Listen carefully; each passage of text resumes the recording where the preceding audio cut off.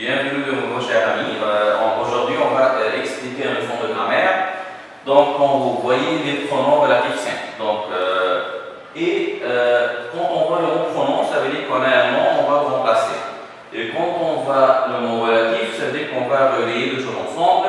Quand on voit le mot simple, ça veut dire qu'on a quelque chose qui est composé. Aujourd'hui, on va commencer par les pronoms relatifs simples. Donc, les pronoms relatifs simples présentent et remplacent, comme on vient de dire, un mot. On appelle quoi? On appelle comment? On appelle antécédent, qui est en général placé devant lui. Ce mot peut être un nom ou un pronom. Ça veut dire qu'on peut remplacer que ça sera un nom, que ça sera un pronom. Les pronoms relatifs simples introduits d'une proposition subordonnée relative complément de l'antécédent. Ça veut dire quoi? Ça veut dire qu'on a deux phrases simples, deux propositions simples. On veut simplement les relier ensemble. Quels sont les pronoms relatifs simples qu'on a dans la langue française? On a le qui, on a le que, on a le dont, on a le où. Commençons par le qui. Le qui remplace quoi? Il remplace simplement un sujet. Donc, si on a la proposition principale, un mot qui répète, un mot qui se répète dans la proposition subordonnée, dans la proposition relative qu'on va les relier ensemble, ce mot-là, c'est un sujet, on va supprimer, on va ajouter le qui, on va relier les deux phrases ensemble. Voyons comment. Donc, on a ici deux propositions. La première commence par un majuscule, se termine par un point. J'ai visité le musée. Deuxième phrase commence par un majuscule, se termine toujours par un point. Le musée se trouve au centre-ville.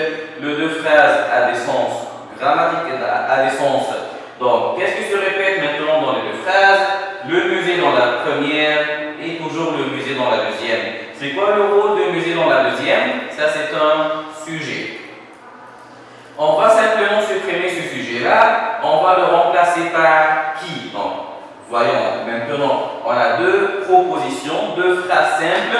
On a relié les deux phrases simples pour avoir une phrase complexe avec le relatif qui.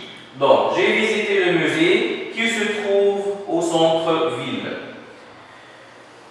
Le mot le musée est un antécédent du pronom relatif qui, et qui, ça c'est le sujet du verbe se trouver. Passons au deuxième relatif qu'on a. On a le que.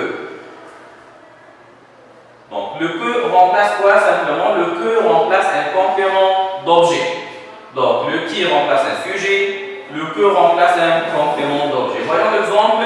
Paul a oublié le titre de ce film. Paul a regardé ce film hier. Qu'est-ce qui se répète? Dans la deuxième phrase, il répète le mot ce film. Donc, c'est quoi le rôle de ce film dans la phrase? Posons la question qui ou quoi après le verbe. Donc, Paul a regardé quoi? Donc, ça, c'est un complément d'objet direct.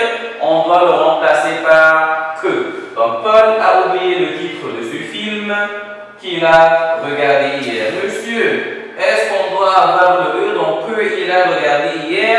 Non plus. Pourquoi? Parce que règle pour les voyelles. Donc, on va supprimer première voyelle, on va mettre ce simple accent.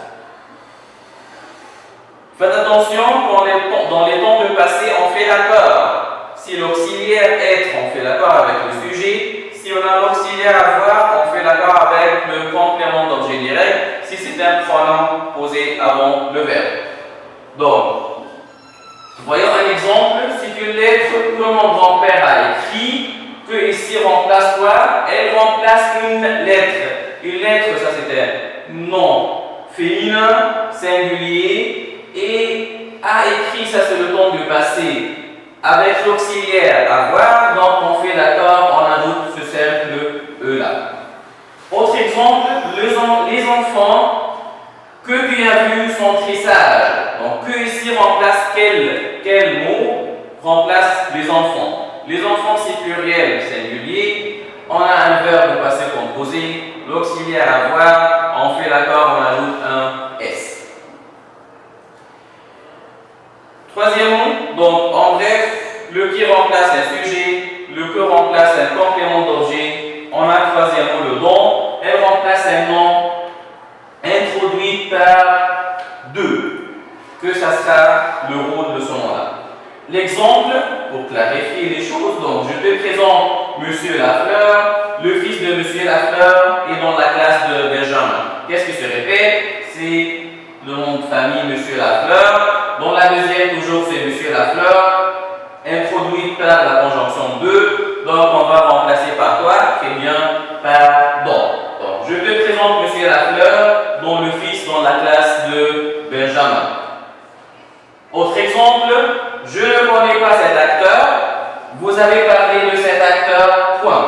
Donc, qu'est-ce qui se répète? C'est toujours le mot acteur. Donc, dans la première, je ne connais pas cet acteur. Dans la deuxième, vous avez parlé de cet acteur. On peut remplacer cet acteur par un pronom lui.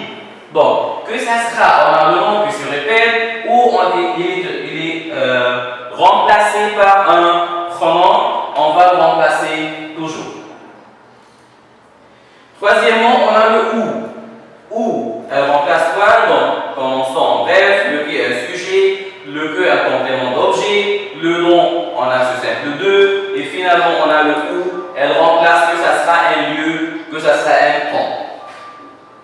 Exemple, mon père est parti à Nice, il passera le week-end à Nice. Qu'est-ce qui se répète? C'est toujours le mot à Nice, et ça c'est un lieu. Comment on va le remplacer, comment on va relier les deux phrases ensemble?